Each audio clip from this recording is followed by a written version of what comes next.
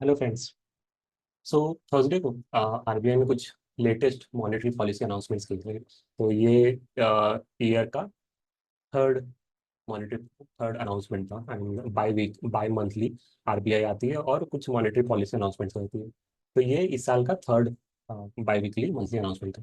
इसमें आरबीआई ने कुछ इंटरेस्टिंग चीज़ें अनाउंस की है। चार इंटरेस्टिंग चीज़ें हैं जो कि आरबीआई ने अनाउंस किया, तो उस पर एक एक करके बात करते हैं। सो फर्स्ट है यूपीआई पेमेंट डेलीगेशन। सो आपको पता ही होगा, right? UPI payment is world known, जो इंडिया में इम्प्लीमेंट किया है फास्टर और लो टिकट साइज पेमेंट्स जो यूपीआई थ्रू हम लोग करते हैं। उसके लिए वैसा सिस्टम दुनिया में कहीं और नहीं है, इवन डेवलप्ड नेशंस में नहीं है। तो इंडिया का बहुत ही वेल नोन पेमेंट सिस्टम है, राइट? यूपीआई। अब इसमें एक नया फीचर ऐड कर रहे हैं जो कि ऐसा लगता है कि ये भी बहुत सक्सेसफुल और बहुत ही यूजफुल फीचर है, विच इज पेमेंट डेलीगेशन। अब पेमेंट डेलीगेशन से क्या होता है कि जैसे आपका यूपीआई एक बैंक अकाउंट से लिंक रहता है, राइट?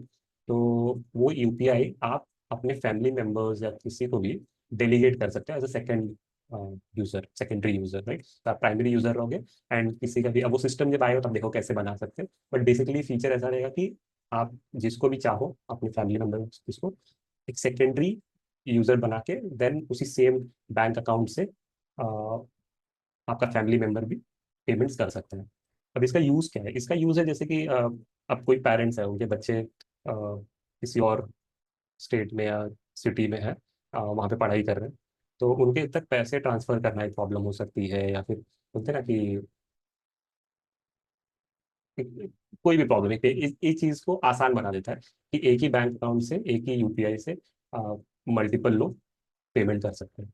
अगर कोई बच्चा पढ़ रहा है एजुकेशन में, तो वो आ, उसी यूपीआई से पेमेंट वो भी कर पाएगा। तो उससे क्या होता है, एक एक पहली बात है कि एक ट्रांसपेरेंसी रहती है। दूसरी बात है कहाँ पे खर्चे जा रहे हैं पता चलता है, ट्रांसपेरेंसी रहती है। एंड बहुत ही ईजी वे हो जाता है। एक कोई नया बैंक अकाउंट उस बच्चे को बना के देने की जरूरत नहीं है, जिससे कि वो फिर अपना यूपीआई लिंक करे, ऐसा सब कुछ करने की जरूरत नहीं है। जस्ट क्योंकि अब सेम यूपीआई पे पेरेंट अपने बच्चों को बनाएंगे। वैसे ही है, कुछ कुछ बच्चे होंगे जो कि पेरेंट्स से दूर रहते हैं, ओल्ड एज पेरेंट्स हैं, उनसे दूर रहते हैं। तो अब पेरेंट्स के लिए बैंक अकाउंट मेंटेन करना, उसमें बैलेंस मेंटेन करना, ये सब प्रॉब्लम हो सकता है। तो बच्चे भी अपने बैंक अकाउंट से लिंक करके उनको डेलीगेट कर सकते हैं, जिससे कि पेरेंट्स पेमेंट भी इजिली कर पाएंगे, प्लस बच्चे मॉनिटर कर पाएंगे उनके पेमेंट्स को, क्योंकि वो उनके बैंक अकाउंट से लिंक है। तो ये एक बहुत ही इंटरेस्टिंग फीचर है। लेट्स सी कैसे इंप्लीमेंट होता है और कब आता है ये। देन सेकंड है चेक क्लियरिंग इन आवर्स।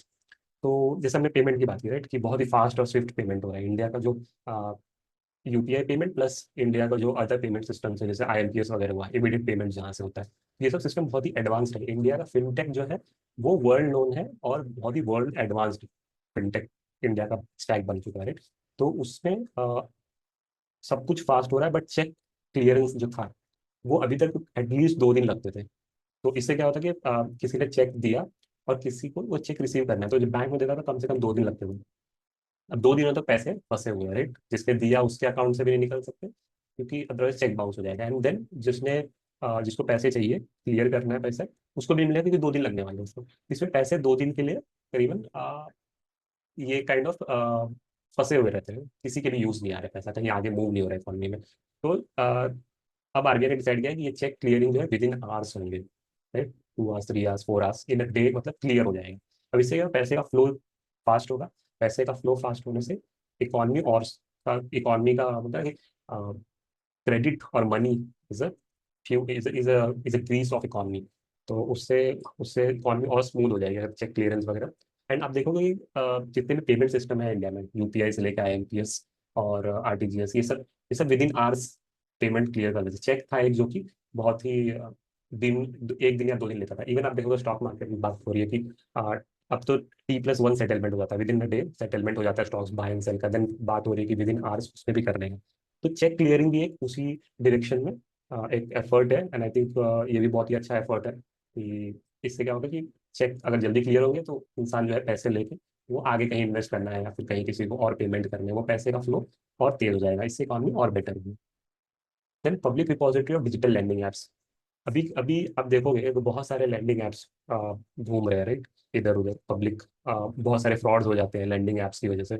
तो ये सब चीज़ों को रोकने के लिए आरबीआई एक प्रपोज कर रही है एक डिजिटल सिस्टम जो कि आरबीआई के वेबसाइट पे ही रहेगा, वहाँ पे एक रिपोजिटरी बनेगी जिसमें सारे डिजिटल लैंडिंग एप्स जो ऑथराइज्ड है, वो लिस्ट होंगे आरबीआई की वेबसाइट पे।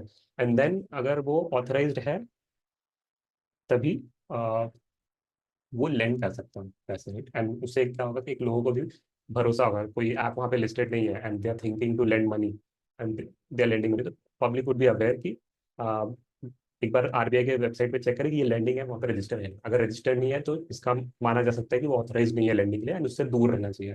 तो इसके लिए एक सिस्टम होगा जिससे कि सारे लैंडिंग एप्स को एक नोटिफिकेशन रहेगा या जो भी रहेगा कि आप अपने डिजिटल लैंडिंग ऐप को इस रिपॉजिटरी पर रजिस्टर कीजिए। अगर आप रजिस्टर नहीं करते तो इसको अनलॉफुल माना जाएगा, या फिर ये डिजिटल जो भी आपका ऐप है वो लेंड नहीं कर सकता, is not authorise to land.